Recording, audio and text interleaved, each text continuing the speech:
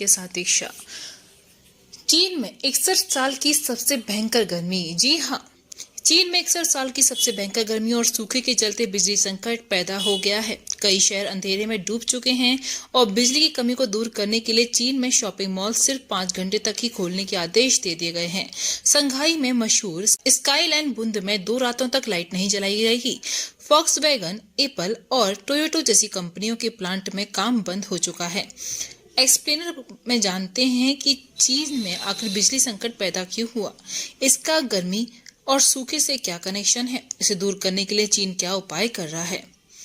दरअसल चीन में 18 अगस्त को सिचुआन प्रांत के चोंगक्विंग शहर में तापमान 45 डिग्री पहुंच गया, जो कि चीन में रेगिस्तान वाले इलाके शिनजियांग प्रांत के बाहर दर्ज किया गया था।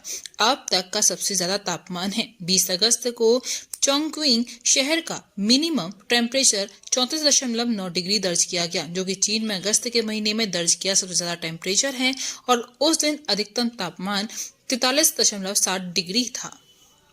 वहीं देश के सेंट्रल और दक्षिण पश्चिम इलाकों के दर्जनों शहरों में तापमान 40 डिग्री को पार कर गया है। सबसे ज्यादा प्रभावित सिचुआन प्रांत के 1 दर्जन शहर हैं। इतना ही नहीं, यंगतीची नदी बेसिन में स्थित शंघाई भी गर्मी की मार को झेल रहा है। मंगलवार को चीन के 165 शहरों और काउंटीज के लिए रेड अलर्ट हीट वार्निंग जारी की गई। चीन के मौसम विभाग ने अगले कुछ दिनों तक इन इलाकों में तापमान के 40 डिग्री रहने की आशंका जाहिर की है।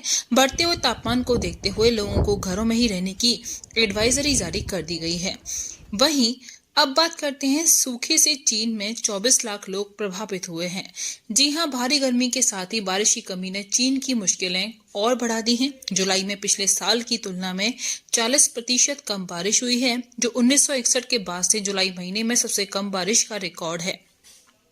सूखे से चीन के सिचुआन, हुबेई, हुनान, जिंग्याशी, अनुहुई और चोंगक्विंग प्रांत में 24.6 लाख लोग और 22 लाख हेक्टेयर खेती की जमीन प्रभावित हुई है। चीन की इमरजेंसी मैनेजमेंट मिनिस्ट्री के मुताबिक सूखे की वजह से 7.80 लाख से ज्यादा लोगों को सरकार से सीधे मदद की बेहद जरूरत है।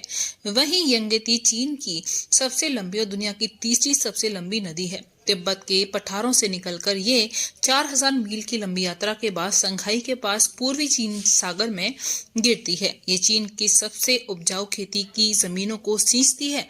यंगती नदी चीन की 40 करोड़ लोगों को पीने का पानी उपलब्ध करवाती है, लेकिन इस बार सूखे से इसकी मुख्य धारा में पानी का फ्लो पिछले 5 सालों के औसत से 50% से भी कम रह गया है।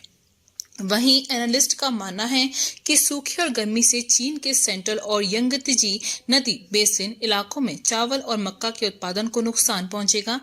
एक्सपर्ट्स के मुताबिक मक्का की फसल उस स्टेज पर है जहां ज्यादा गर्मी या पानी की कमी पैदावार को नुकसान पहुंचाती है। ऐसे में चीन को ब्राजील और अमेरिका से मक्का आयात करना पड़ रहा है।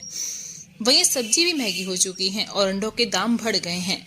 रिपोर्ट्स के मुताबिक हीट वेव और सूखे की वजह से सिचुआन और यंगती नदी से सटे कई प्रांतों में सब्जियों के दामों में बहुत बढ़ोतरी हुई है। जून के 3.7% की तुलना में जुलाई में सब्जी की कीमतों में 12.9% की बढ़ोतरी हुई है, यानी कि उछाल आया है। अगस्त में यह आंकड़ा और बढ़ गया है। वहीं गर्मी की वजह से मुर्गी 3 से 4% कम अंडों का प्रोडक्शन भी कर रही है, जिससे अनहुई जैसे कुछ प्रांतों में अंडों की कीमतें 30% तक बढ़ गई हैं। वहीं बात करते हैं बिजली संकट की। चीन में बिजली संकट से कई बड़ी फैक्ट्रियां बंद हो गई हैं। हजारों करोड़ों का नुकसान भी पहुंचा है। चीन अपनी जरूरतों के करीब 15% बिजली पानी से यानी हाइड्रो पावर से पैदा करता है। कम बारिश की वजह से इसको हाइड्रो पावर क्षमता पर बुरा असर पड़ रहा है। 8.4 करोड़ आबादी वाले सिचुआन प्रांत ने 2021 में अपनी जरूरतों की 80% बिजली हाइड्रो पावर से पैदा की थी। इस साल अगस्त में सिचुआन प्रांत में हाइड्रो पावर के लिए जरूरी पानी की उपलब्धता में 50% की गिरावट आई है, जबकि तेज गर्मी की वजह से बिजली की मांग में 25% तक बढ़ गई है।